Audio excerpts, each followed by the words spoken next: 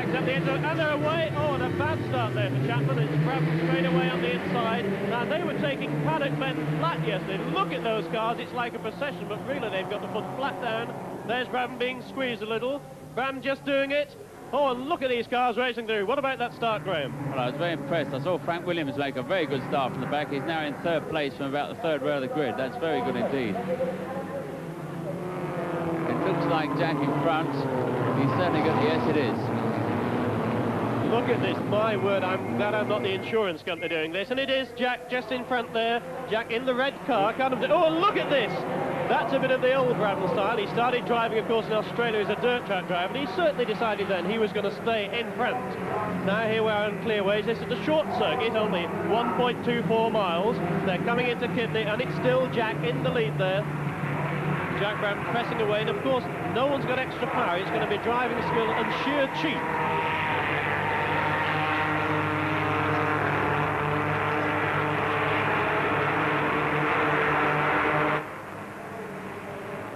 And there it is, it's still Jack Brabham, still in the lead there. And who's the yellow car? Frank Williams. There? It's Frank. Car number 10, Frank Williams.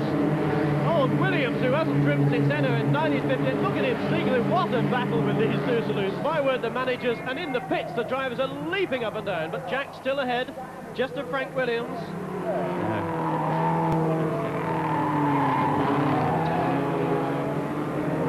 Surtees there, car number 7. Surtees lying in third place.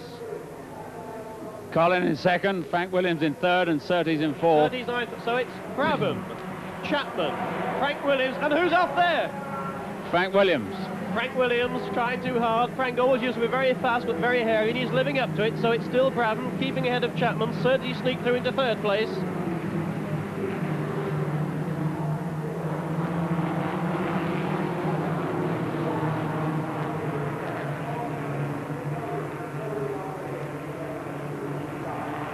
Now, there are going to be some very rude signals. There's Brabham coming past. Let's see what Jackie Stewart has got to say to his driver. He's looking anxious. He still can't find Tyrrell. Chopper. They've got Chopper on his pit signal, which is their rather rude nickname for Ken Tyrrell. He is, of course, a timber merchant. And there he is, not in the first six. 12th position for Tyrrell. Into Druids, and it's still Brabham, and that's surely still Chapman handing him behind, Graham. Yeah, Colin Chapman doing very well. He nerfed Jack very nicely going into bottom bend on the first lap, I thought. Put a slight dent in his car, but Jack seems to be holding his own at the moment. It's Frank Williams has dropped back. Brabham, Chapman, Surtees, and car number 10, which is Frank Williams, despite that spin. But it's still Brabham leading this race. Brabham, who retired exactly 12 months to today at the Mexican Grand Prix last year, and he's driving like a master, Graham. What about that technique? What do you think of Brabham's technique, Graham? Well, it's good enough to win this race, I must say. He should be driving my car this afternoon, I think. It's a long time since we've seen Jack in a saloon car. It used to be a Galaxy, but he's beautiful. But look at Chapman. This really is surprising people that Colin has done so well. There's Colin pounding after him there. Car number 6 is Chapman there, chasing away, and behind him John Surtees and Frank Williams, who's made up for that dreadful spin in the funny green car there. So it's still Brabham. Chapman, you can see his moustache there, he's enjoying this. He was grinning broadly there, and behind him John Surtees. And John Surtees certainly won't want to be beaten by Chapman, who he once raced for. And there's quite a bit of friendly needle here, but of course this is where they've been losing the cars, of course, coming down into bottom bend here. And instead of going around the main circuit, they swing into Kidneys and then into clearways. A long, wide corner. Graham, what do you think about the battle between these two? Well, it certainly looks like Colin's gritting his teeth, and he's basically hauling Jack in. Now, I wouldn't like to be in Jack's position when Colin gets up to him. And we've got a similar position here with Max Mosley just about to take Frank Williams at this time. There's two constructors, Max Mosley of March and Frank Williams who enters them, but in the lead it's still there, Brabham, followed by Chapman, followed by Surtees, and the battle behind between Max Mosley and Frank Williams. Max Mosley, of course, who was an excellent Formula 2 driver and only retired in 1969. Graham, I think when you had your first test at Brands Hatch, it was against Colin Chapman, wasn't it? Well, Colin Chapman gave me the first test, but it was against a lot of other drivers, and I think Ken Tooher was one of them, funnily enough. Well, Ken isn't having a very happy day, but of course it's a long, long time. It's 1958 since he drove his Coopers. But Jack, the man who's only driven one race since he retired last year, that was a Formula Ford race in Australia, and here he's showing that he's lost none of his skill. But look at Chapman moving up here, Graham. He's really going to have a go at him. Do you think he's playing tactics? No, it's only a 10-lapper. He's certainly going to be pressing Jack any minute now, and I can see, I put money on it that the car's touch. I think Graham's an insurance agent on the quiet, looking very worried here. And by mean touch, I mean thump each other. Well, they were joking on the grid, but Chapman actually, I understand, hired a Ford Mexico from a local dealer, and on his private aerodrome has been practicing and practicing. And look at him, he's using all the road here as they go into paddock, and they're taking that flat, and there are very few drivers like to do that, Graham. No, I wouldn't, must say, I wouldn't really have thought of that, but it certainly looks quite stable. The car's obviously behaving quite well. There he goes. Really going, and Jack can see him, and Jack chopped across him there. Oh, and Chapman's got that inside. He's going to take this lead. Jack's in the best position here on the inside. Chapman's got to take the outside line, and he's bound to lose it. Oh, this is stock car racing, not motor racing, and Chapman's back in there. He's halfway in his boot, Graham. What would you do if you were Brabham there? Well, I'd chop him off. I'd shut the gate on him, just like he's done there. Very neatly done. But Colin, it was a very good effort on Colin's part. He obviously came very well out of paddock, stayed up into and obviously left his braking very late for Druids. Now we're bound to see the same thing happen again. So Jack's got to have his wits about him on this one.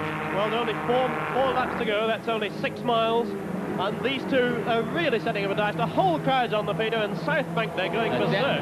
Jack is taking a very tight line in the back to make sure Chapman doesn't go overtake. And Chapman's going through on the outside. Look at those brake lights. Chapman's a very brave man, isn't he, Graham? Well, he certainly is. I've seen him fly as well. Now here they come up into Druids, and Chapman's going to do the same thing again. He's trying to get through on the inside. That was certainly a touch there. And what a chop! What a chop right onto the grass. Fantastic. Well, Colin was bound to lose some time having to put his wheels on the grass, but Jack did the old...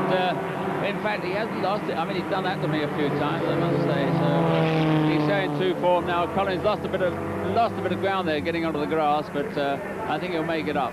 Well, behind him it's still Surtees ahead of Williams, but who cares? This really is a dice between Jack Brabham, an ace constructor, Chapman, an ace constructor, 2 ex-drivers, and Jack, of course, 3 times a world champion. And when I asked Colin Chapman when he last drove this morning, he said, I don't drive, I fly. Does he? Yeah. Well, you've travelled with him, so that sarcastic remark must have meaning. Yeah, but here's Brabham, 3 laps to go. The end of lap 7.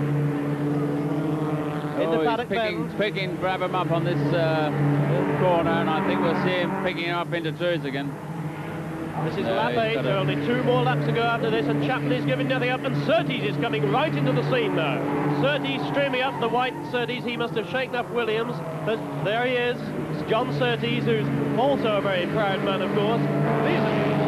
Back with the leaders, Jack Brabham bringing it down. This is where they've been losing it, but not these two. They've been round Brands Hatch so often they must know every inch of it, even this club circuit.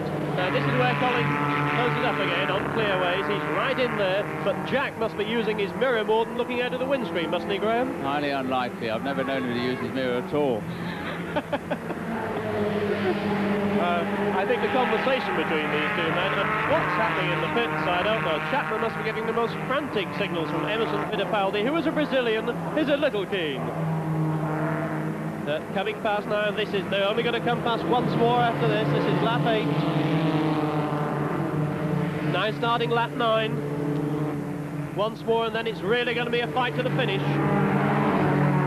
In paddock flat, look at Surtees taking paddock there. He won't be taking that like that in the Grand Prix car. And Chapman looks like he's being towed by Brabham. I hope he does, in fact. Slow.